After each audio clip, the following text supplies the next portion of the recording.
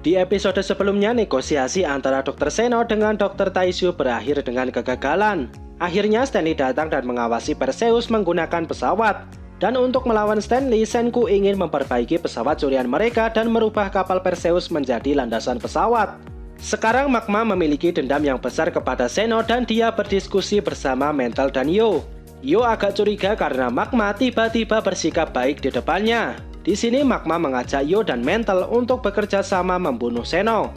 Dengan kekuatan Magma dan pistolnya Yo, Magma yakin Zeno bisa mereka bunuh dan mereka akan dibanjiri pujian setelahnya.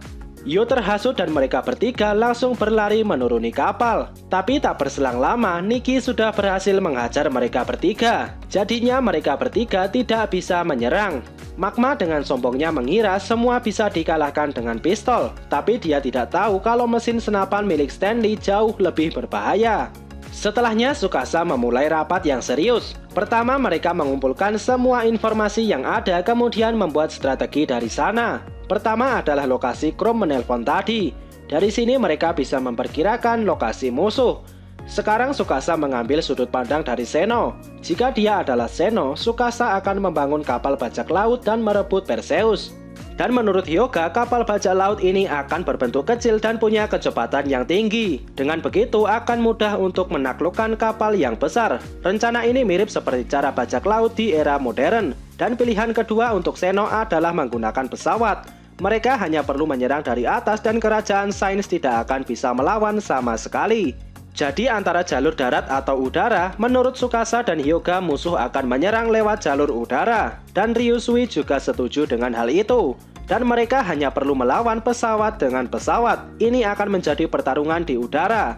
Setelahnya semua orang di kapal mulai memodifikasi Perseus. Yang pertama dilakukan adalah mereka menebang tiang layar di kapal. Mereka membuang tiang ini ke sungai. Di sisi lain ada orang yang menaikkan beberapa potong kayu. Selanjutnya Taizu memotong kayu ini menjadi berbentuk yang diinginkan. Ryusui berkata landasan ini hanya akan berjarak 20 meter saja. Dan Senku berkata untuk pendaratannya mereka akan menggunakan tali dan menghentikannya dengan paksa.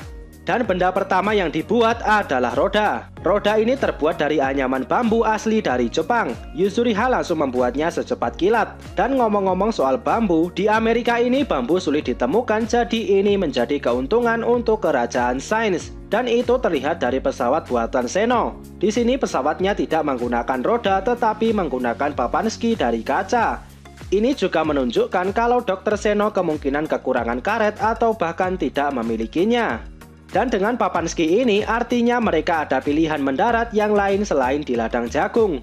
Mungkin pesawat ini bisa mendarat darurat di sungai. Ryusui mengakui rencana Zeno ini sangat cerdik. Jika kau kekurangan bahan, maka tinggal modifikasi saja. Setelahnya Ryusui melihat pesawat yang terbang di atas mereka. Ryusui baru sadar kalau pesawat ini bergerak dengan maksud tertentu. Dan yang pesawat ini coba katakan adalah kalian tidak bisa lari kemanapun. Sekarang kita beralih ke tempat Gen. Dia sedang satu ruangan bersama Zeno dan satu wanita dengan badan yang besar dan berotot. Zeno ini kemana-mana selalu membawa tas di punggungnya, entah apa yang dia bawa. Dan wanita ini mungkin adalah penjaganya Gen. Si wanita ini bertanya rencana apa yang akan mereka lakukan. Zeno menjawab kalau dia punya cara yang elegan, yaitu membiarkan mereka terdesak dan bunuh ilmuannya. Zeno percaya apa yang dikatakan Gen kalau di sana hanya ada satu ilmuwan profesional dan itu adalah Dr. Taizu. Zeno percaya jika mereka mengalahkan Dr. Taizu maka kelompok anak remaja ini akan hancur. Gen bertanya bagaimana cara melakukannya dan tiba-tiba Stanley muncul dari belakang dan berkata aku bisa. Gen bertanya lagi bagaimana caranya dan Stanley menjawab lagi aku bisa. Zeno berkata ke Gen kalau Stanley berkata dia bisa, maka tidak perlu ditanyakan lagi, dia pasti bisa. Setelahnya Stanley pergi menyerang lewat jalur darat dan dia membawa senapan andalannya. Di dalam hati Gen meminta maaf ke Taizu. Sekarang kembali ke Perseus, mereka masih melakukan rapat dan menyusun strategi. Di sini mereka tahu kalau Zeno pasti tidak akan membiarkan Perseus kabur. Dengan asumsi seperti ini, mereka yakin pasti Zeno sebentar lagi akan melakukan penyerangan. Dan kerajaan Sains tidak mau hanya diam menunggu diserang. Tsukasa berinisiatif untuk menyerang duluan dan mengalahkan Zeno. Dan tim penyerang ini terdiri dari Tsukasa, Hyuga, Ukyo, dan Suika. mereka berempat langsung pergi mencari Zeno. Sekarang kedua belah pihak saling melakukan penyerangan, dan tujuan mereka adalah ilmuwan di masing-masing pihak. Stanley menyerang Dr. Taiju dan Tsukasa menyerang Dr. Zeno. Apakah Stanley akan bertemu tim Tsukasa di tengah jalan? Sekarang kita ke tempat Stanley. Di perjalanan ini dia bersama seorang gadis muda. Dia bernama Luna. Luna bertanya apa gen ini bisa dipercaya. Stanley menjawab siapapun yang percaya kepada musuh yang sudah mengkhianati rekannya sendiri, dia harus menemui dokter otak.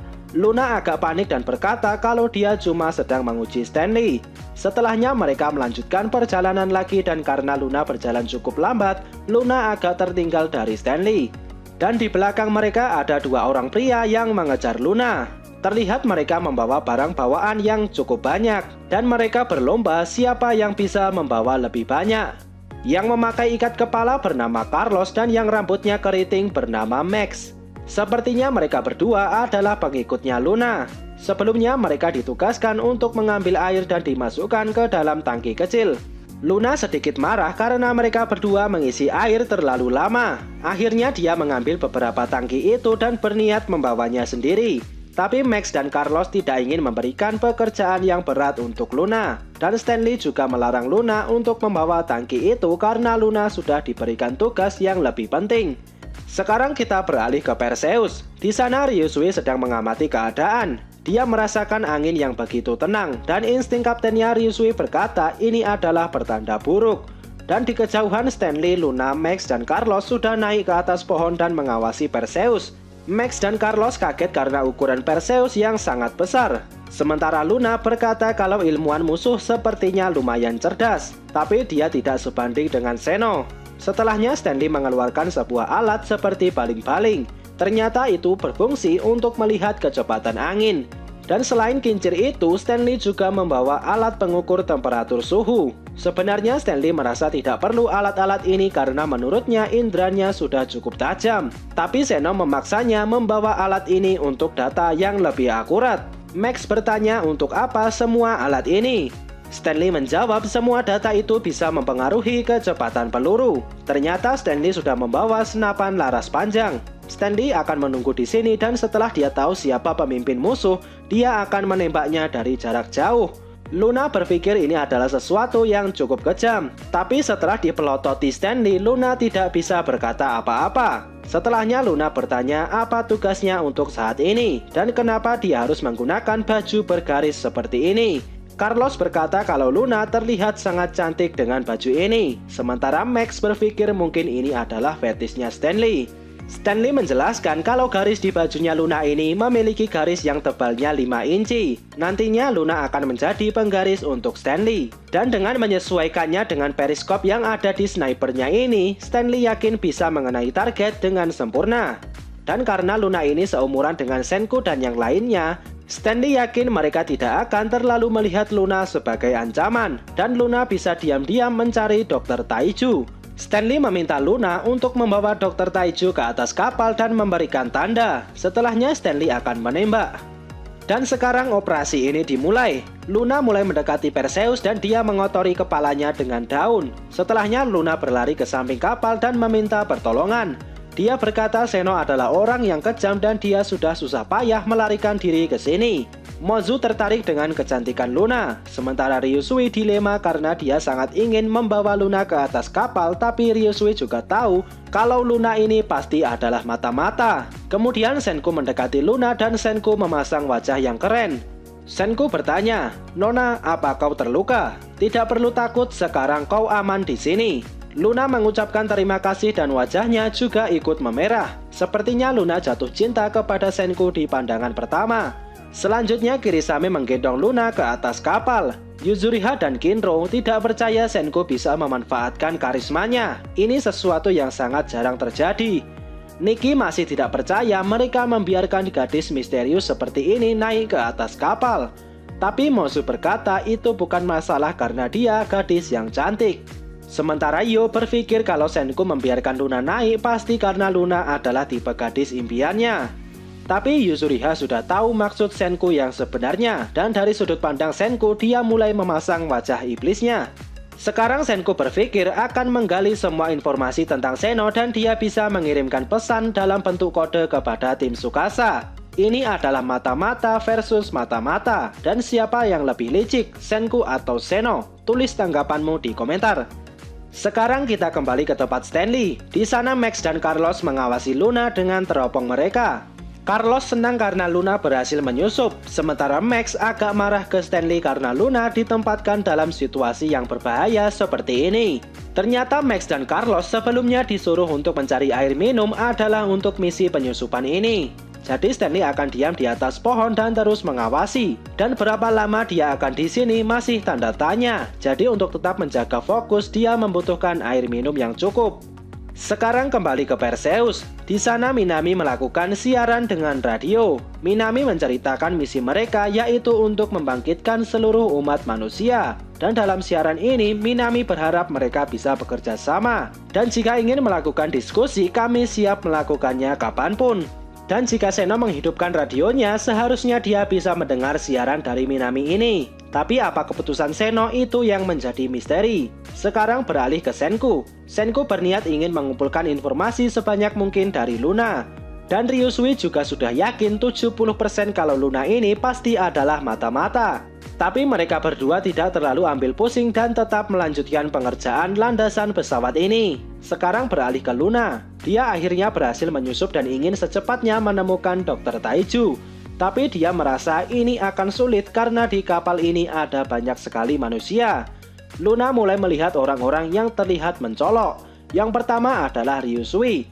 Di mata Luna, Ryusui ini adalah pemimpin di kapal ini. Luna tahu kalau Ryusui pasti seorang yang cerdas, bekerja keras dan punya tekad yang kuat. Dengan ini Luna menandai Ryusui. Setelahnya Luna melihat Yo dan Magma. Luna langsung tahu kalau mereka berdua bukanlah Dr. Taiju. Luna berpikir mungkin Dr. Taiju akan menjaga jarak dengan dirinya atau malah menggunakan nama samaran. Tapi tiba-tiba dari belakang muncul Yuzuriha yang memanggil Taiju dengan nama aslinya. Tentu ini membuat Luna sangat syok karena dia menemukan Dr. Taiju semudah ini. Ternyata Yuzuriha meminta Taiju untuk mengangkat batang kayu, dan Taiju langsung tancap gas ke sana. Melihat kelakuan Taiju ini membuat Luna agak ragu dengan Taiju satu ini.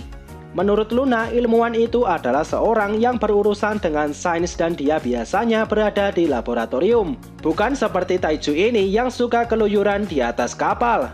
Setelahnya Taiju kembali dari dalam kapal dan membawa sebatang kayu yang sangat besar.